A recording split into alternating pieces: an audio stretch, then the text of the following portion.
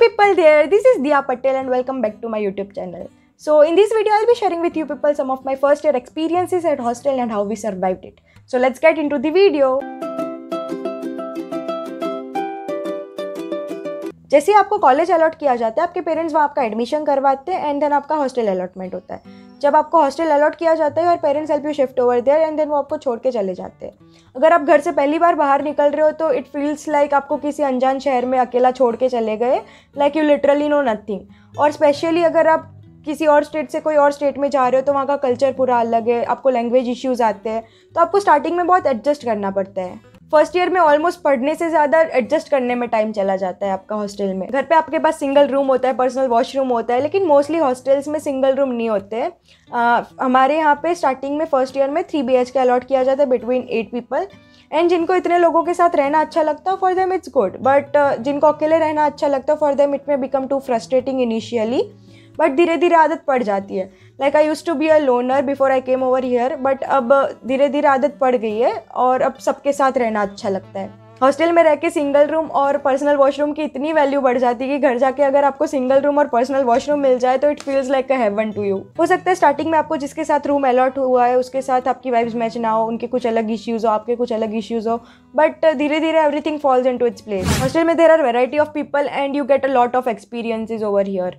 मैंने यहाँ पे रह के इतने टाइप के लोग देख लिए एक साल में जितने मैंने अपनी पूरी स्कूल लाइफ में नहीं देखे.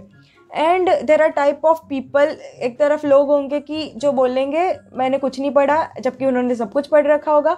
दूसरी तरफ लोग होंगे जिनको एक रात पहले सिलेबस भी नहीं पता होगा एग्ज़ाम का.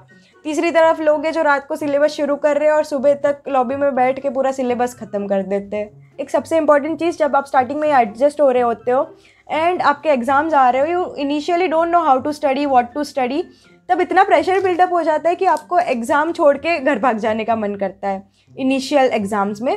एंड अब ये सोच के हंसी आती है, but at that time it used to be too depressing. यहाँ पे ना कभी भी कुछ भी हो जाता है. वंस अपन अ टाइम मेरी एक फ्रेंड नहाने गई थी एंड सडनली वहाँ गीज़र ब्लास्ट हो गया, पूरी वॉल ब्लैक हो गई.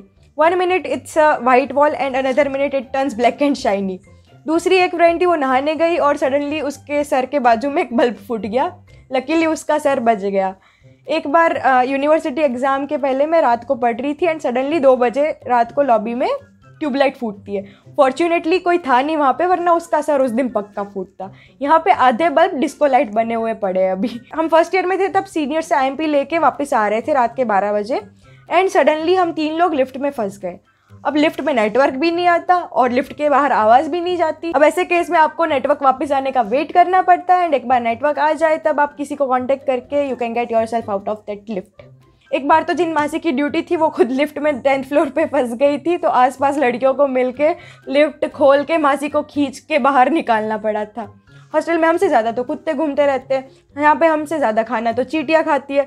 Like it's full of weird experience. The thing is यहाँ पे आपको अकेले रहना आना चाहिए एंड आपको अकेले रहना आना चाहिए डजेंट मीन कि you have to stay alone. You need to cooperate with everyone to survive over here and you also need to live independently to survive over here.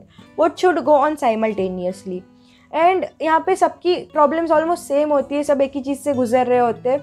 So having a good company makes your half of the problems disappear. If you are not compatible with someone, you should step away from there.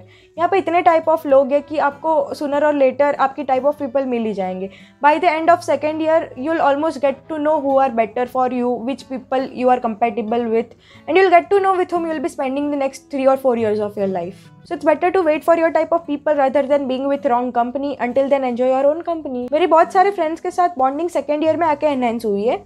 अभी second year आधे से ज़्यादा हो चुका है and I still meet new people and click with them suddenly. So it's better to wait for the correct time and meet the correct people. Hostel में कुछ phases होते हैं जिनके थ्रू ऑलमोस्ट सब लोग गुजरते हैं. मोस्ट कॉमन एग्जाम्पल बिंग बीमार होना.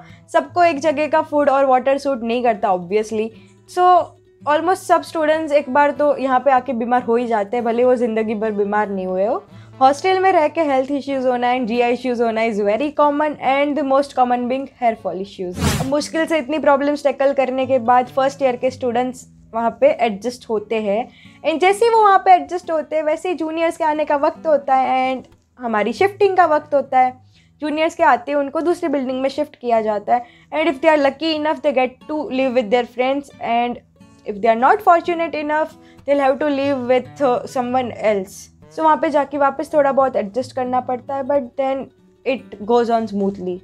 I'll say you should try living in hostel at least once because it's the major phase of your life. You'll become mentally strong, you'll discover yourself, you'll know how strong you are and what not. Living in hostel is a different kind of experience. You live with your friends over here. आप उनके साथ ही college जाते हैं, उनके साथ ही वापस आते हैं, उनके साथ ही पढ़ते हैं.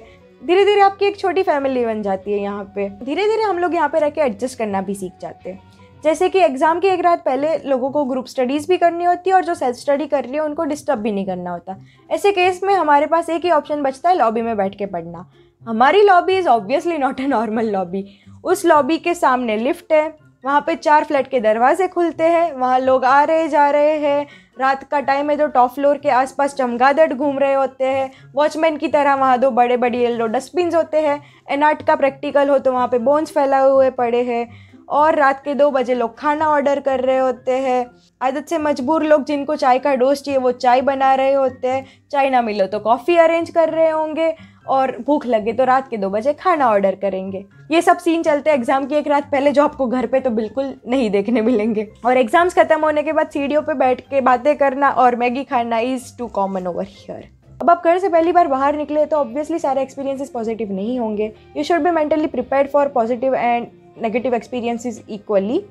ऑब्वियसली कभी कभी माहौल डिप्रेसिंग हो जाता है due to 1 or more reasons, but the only thing you can do over here is take lessons from them and move on because it's life. It's been 1.5 years of my hostel life. Initially the days were struggling, but now it's smooth and balanced.